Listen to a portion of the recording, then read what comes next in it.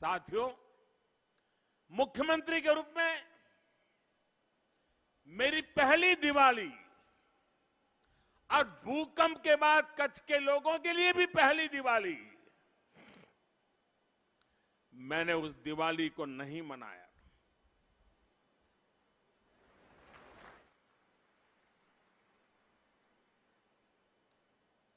मेरी सरकार के किसी मंत्री ने दिवाली नहीं मनाई थी और हम सब भूकंप के बाद की वो पहली दिवाली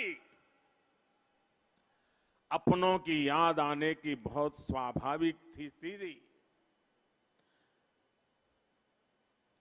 मैं आपके बीच आके रहा और आप जानते हैं, मैं वर्षों से दिवाली बॉर्डर पे जाके, सीमा पर जाके देश के जवानों के साथ बिताते आया हूं।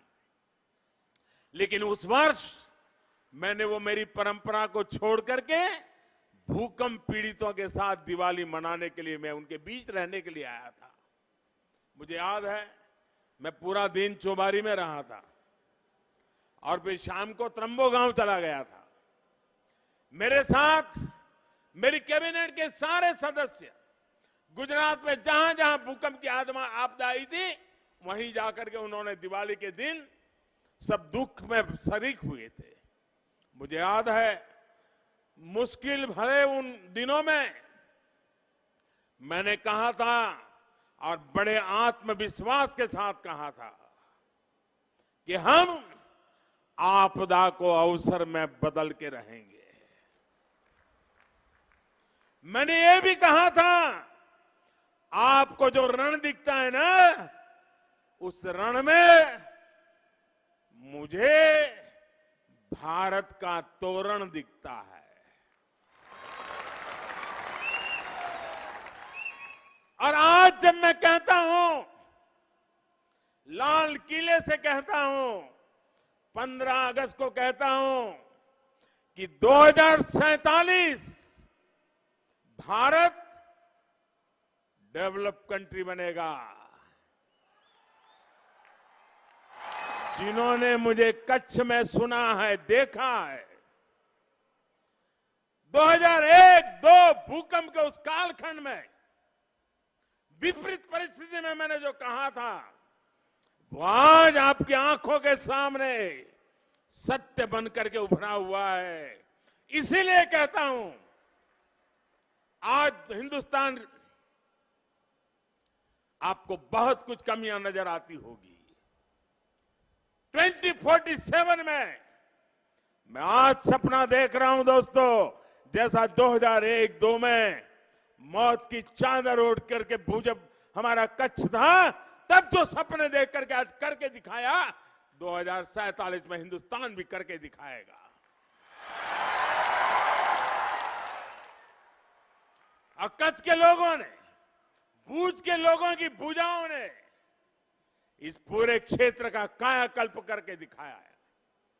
कच्छ का कायाकल्प भारत ही नहीं, बल्कि पूरे विश्व के बड़े शिक्षा संस्थानों के लिए, रिसर्च इंस्टीट्यूट के लिए एक रिसर्च का विषय है। 2001 में पूरी तरह तबाह होने के बाद कच्छ में जो काम हुआ है, वो अकल्पनीय है। कच्छ में 2003 में क्रांति गुरु श्यामजी कृष्ण वर्मा यूनिवर्सिटी बनी, तो वहीं 35 से भी ज्यादा नए कॉलेजों की स्थापना की गई। इतने ही नहीं, इतने कम समय में 1000 से ज्यादा अच्छे नए स्कूल बनाए गए। भूकंप में कच्छ का जिला अस्पताल पूरी तरह जमींदोज हो गया था। आज कच्छ में भूकंप विरोधी आधुनिक अस्पताल है। 200 से ज्यादा नए चिकित्सा केंद्र काम कर रहे हैं। जो कच्छ हमेशा सूखे की चपेट में रहता था, जहां पानी जीवन की सबसे बड़ी चुनौती थी, वहां आज कच्छ जिले के हर घर में नर्मदा का पानी पहुंचने लगा है। हम कभी आस्था और श्रद्धा के नाते गंगा जी में स्नान करते हैं, यमुना जी में, सरयू में और नर्मदा जी में भी, और यहां तक कहते हैं कि नर्मदा जी तो इतनी पवित्रता है कि नाम स्मरण से पुण्य मिलता है। जिस नर्मदा जी के दर्शन करने के लिए लोग यात्राएं करते थे, आज वो मां नर्मदा कच्छ की धरती पर आई है।